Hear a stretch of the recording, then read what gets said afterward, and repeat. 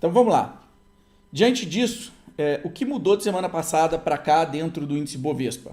A gente ficou mais pesado, nós ficamos mais negativos. Não só pela queda em si, né? Não estou falando da queda em si, mas ficamos mais negativos em função do cenário macro. Eu já falei com vocês, eu não sei se eu já falei, devo ter falado isso aqui na Super Quarta. Quando a gente investe em renda variável, você tem que entender que você passa a correr dois riscos distintos. Por exemplo, quando você compra um CDB, um Tesouro Direto, quando você compra uma LCI e uma LCA, qual é o teu risco? O risco é o cara lá não te pagar depois. Esse é o risco. É um risco que a gente chama de risco de crédito. Existem alguns outros riscos na renda fixa que pouca gente leva em consideração, mas devia começar a levar, que é tipo o risco de liquidez, né? Ou seja, comprei um CDB, consigo transformar ele em dinheiro rápido? Não consegue. Ah, mas o meu banco negocia. Tá, mas tu vai perder a rentabilidade do período ou talvez perca até o principal. Isso é risco de liquidez.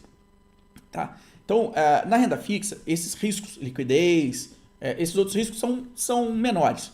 O principal risco é o de crédito, né? Ou seja, o lado de lá te devolver a grana no vencimento. E por isso criaram o FGC.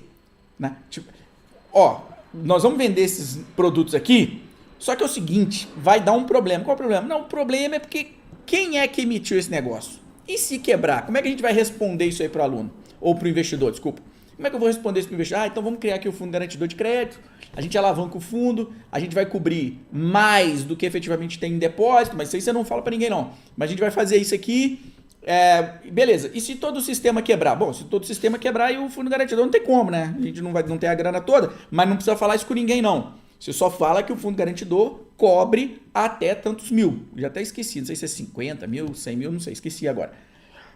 Até tantos mil por CPF.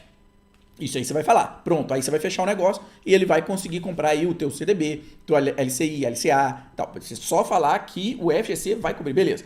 Esse é o risco de crédito. Renda fixa é só isso. Aí eu corro risco com tesouro direto? Corre também. Se o governo central começar a emitir papel moeda para cobrir o endividamento, você corre risco. Né? Você corre risco também se o governo central quebrar. Também é outro risco. Agora, a chance do governo central quebrar e um banco, 250 mil, obrigado, que o FGC cobre, e o Banco Central, o governo quebrar, o risco é menor do que um banco médio quebrar e você ter que recorrer ao FGC, beleza? Tá bom, aí agora vamos falar de renda variável. Né? A renda variável, a Kátia coloca ali, até 1 milhão por CPF, mas não pela mesma instituição, tá? Por outras instituições, 250 mil por instituição por CPF, creio eu, tá? Isso, 4 bancos, beleza. Então, assim, quando você entra para renda variável, eu tenho risco de crédito em renda variável? Não tem. Olha que interessante. Que isso, Gustavo? Quer dizer, então, que se eu tenho uma ação cotada a 10, se eu quiser vender, vai ter contraparte? Vai. Se ela tiver liquidez, vai ter contraparte. Se ela não tiver liquidez, talvez você perca um pouco por conta da liquidez, mas não pelo risco de crédito. Por quê? Porque a bolsa, ela é o intermediador. Ela entra para cobrir um risco de você não receber na venda de uma ação.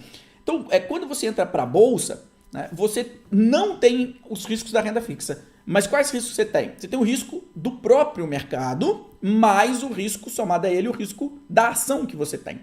Então, por exemplo, comprei Vale, só tenho Vale na carteira. Que risco eu corro? Você corre o risco de mercado mais o risco da Vale.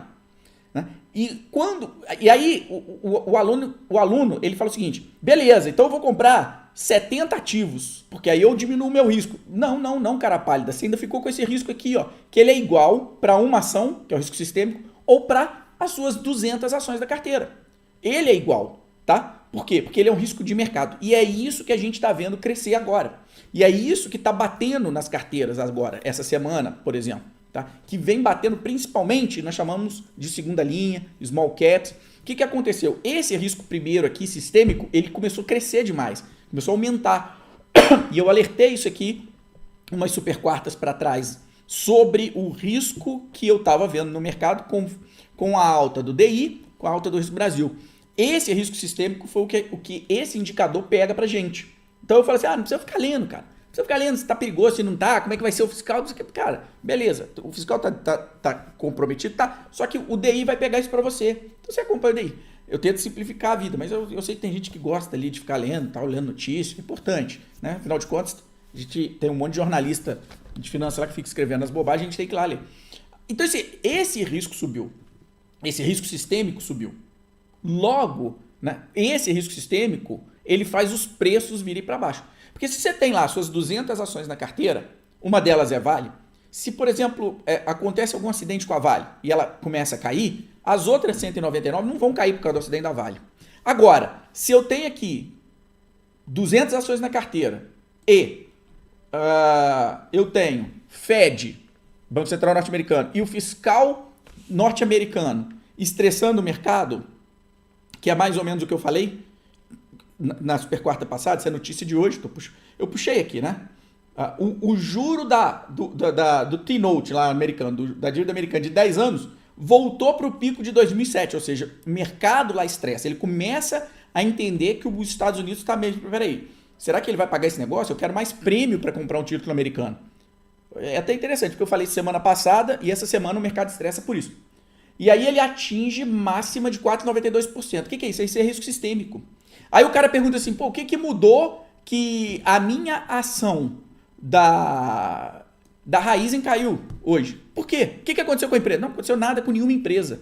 Só que a gente tem esse risco aqui que aumentou. Quando ele aumenta, você vai ver os mercados pressionando para baixo. Mesmo porque, se o risco aumenta, o risco geral aumenta, para o cara comprar uma ação agora, eu exijo mais prêmio. Ou seja, eu exijo um desconto maior. Se está tudo muito bem, tudo muito lindo, né? Se é um dia de sol, 40 graus, você entra numa piscina, sei lá, de bermuda, de boa. Agora, se é 25 graus e você precisa nadar, de repente você vai comprar uma roupa térmica para aguentar o frio. E o mercado pensa da mesma forma. Ora, se o risco aumenta, se antes eu pagava 10, eu não vou pagar mais 10 não, cara.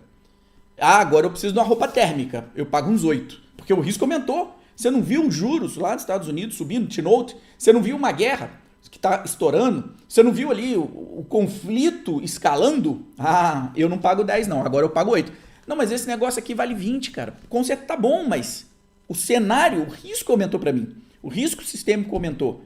Se o risco sistêmico aumentou, eu exijo um desconto maior, natural e normal de mercado. Só que é o seguinte, um investidor inteligente, ele sabe que o mercado age assim. Ele sabe que o mercado age assim. E ele, por saber que o mercado age assim, ele vai pegar esses momentos e vai aumentar a posição nas empresas que ele gosta. Por quê? Porque o risco não sistêmico que é da empresa não mudou. A Raizen, ela não deixou de ser boa ou ruim de uma semana para outra. Tá tudo caindo. O que aconteceu com a Raizen que tá caindo? Nada aconteceu com ela. Provavelmente ela vai ser a mesma coisa da semana passada para essa semana.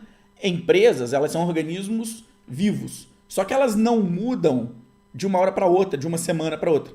Elas mudam muito lentamente. Elas precisam de muito tempo. Elas precisam de sol, fazer fotossíntese, crescer, sair uma folhinha. Demora, não é coisa rápida. Tá? Então, a empresa não muda de um momento para o outro. Então, ela precisa de tempo. E outra, quando você vê isso acontecer, não é possível que todas as empresas ficaram ruins ao mesmo tempo. De forma alguma. É que o mercado, o risco sistêmico aumentou. E você pega isso com um DI, com o Risco Brasil, e você, se está aumentando, por isso que eu falei aqui, algumas semanas, falei no FIA Black, falei com a turma, falei, pessoal, eu estou segurando compra, eu iria devagar. Por quê? Porque eu estava vendo o risco sistêmico aumentar. Se eu pegasse, abrisse uma curva de juros aqui do nosso mercado, você ia ver que o mercado estava tomando mais juros. O mercado estava pedindo mais risco. Um juro maior para tomar risco, desculpa. O mercado estava pedindo um juro maior para tomar mais risco. Logo, você não vai dizer, eu sou o valentão, vou entrar agora. Pá. Vai tentar acertar o fundo. Não vai conseguir. E esse cenário, por mudar, trouxe o índice Bovespa para 114 mil e agora com uma chance muito grande de começar a trabalhar abaixo desses 114 mil. Sofreu uma pressão maior para trabalhar abaixo desses 114 mil. Vamos aguardar o final de semana, o resto dessa semana. Então a gente pode ter uma pressão maior para trabalhar abaixo de 114 por esse cenário macro, cenário ruim que começa a se desenhar. Se o mercado de ações achar compra nesse nível novamente, aí eu posso pensar o seguinte, caramba, hein? A situação aqui, apesar de todo o cenário ruim, ainda estão otimistas com o Brasil. E até para usar aqui um post que o Helder acabou de colocar no nosso grupo do FIA, na verdade depois do Projeto Milhão, que é o seguinte, se você pegar o fluxo de capital para mercados emergentes, a partir de março de 21, ele começa a subir exponencialmente. Só que sobe exponencialmente excluindo a China. Porque se você inclui a China na jogada, nós temos um fluxo negativo. Então a gente percebe que o fluxo de capital vai para emergente, mas sai da China. E não é por menos. A China está com tão esperado soft landing, ou seja, um pouso suave da economia chinesa. O país crescia a 10%, 2 dígitos, cresce agora a 3%. E não consegue reavivar. Logo, tem gente montada em Vale, acreditando que Vale vai vender minério para quem? Para outra China, cadê? Então, é importante pegar esses dados, entender isso, fazer essa leitura. Então, para a gente fechar o índice Bovespa e abrir perguntas aqui, eu acho que a gente chegou no 114 com um cenário macro bem mais pesado, com uma pressão maior, e as chances da gente trabalhar agora abaixo desse 114, na minha opinião, aumentaram. Aumentaram um pouco. É o fim do mundo? Por enquanto não, né? Enquanto não se dispara nenhuma bomba atômica, não é o fim do mundo. Mas, por essas questões que eu falei na semana passada, Estados Unidos, aí hoje saiu uma notícia da máxima do T-Note americano de 10 anos, o título de 10 anos americano, pela guerra no Oriente, porque a gente fechar um estreito daquele ali, você pode ver petróleo, não descarta ver petróleo batendo $200, $300, que seja, porque você fechar um estreito daquele. Basta alguém mexer com o Irã. Né? E aí você fala assim, mas isso é bom para a Petrobras? Será? Será que é? Hein? Para quanto ela vai jogar o diesel, hein? Será? Eu não sei, hein? Se ela vai conseguir jogar o diesel lá para cima, hein? Vai dar problema. Então, não sei se é tão bom. E então, essa disparada do petróleo é ruim para todo mundo. A taxa de juros que era para cair pode não querer cair mais, por conta aí de uma pressão do óleo, tá? Que é um fator bem forte dentro do IPCA. Então, a gente pensaria num juro próximo de 9 ali, né, de um dígito, 9 alto, e já não vai ver mais. Então o mercado precisa reprecificar. Veja como é que um conflito lá começa a fazer toda uma reprecificação aqui, interna, e aí o risco sistêmico aumenta para se ajustar. Eu não acredito que isso seja tendência de baixa, é um ajuste de mercado, mas vai depender de quanto a guerra lá vai escalar. Eu não teria posição ligada a commodity metálica, eu não tenho hoje, não teria, principalmente com esses dados da China de desaquecimento, principalmente com a Europa ainda sofrendo com inflação, Estados Unidos, não consigo vislumbrar esse ciclo de alta de commodity metálica, então eu teria sempre um pé atrás. Continuo acreditando que o Brasil tem excelentes empresas e é a bola da vez. A gente vai, apesar dos esforços, né, nem tanto esforço, né? Só o esforço de gastar mais desse governo. Esse governo chegou gastando mais e aumentando imposto. Fora isso, não fez mais nada. Então a gente vai para quase 10 meses de governo, fechado, e não teve nenhuma novidade.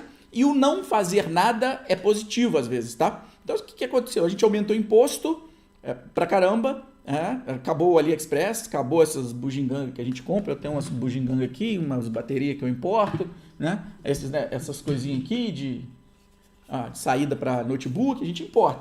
Acabou a brincadeira, né? E foi isso de importante, né? E fora isso, nada de novo. Então, o não fazer nada às vezes é positivo, porque se tinha uma expectativa, né, de que poderia, de certa forma, estragar a economia e ela não vem, então, de certa forma, é até positivo. A única coisa foi aumentar imposto e aumentar gasto, despesa. Se o fiscal razoavelmente for controlado, e o Haddad parece que falou que estariam nesse caminho, se for razoavelmente controlado, o país tem tudo para continuar entregando o crescimento.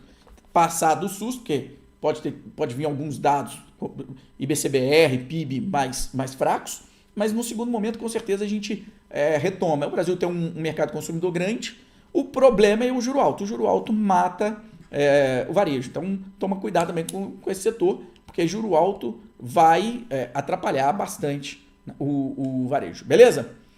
Então tá.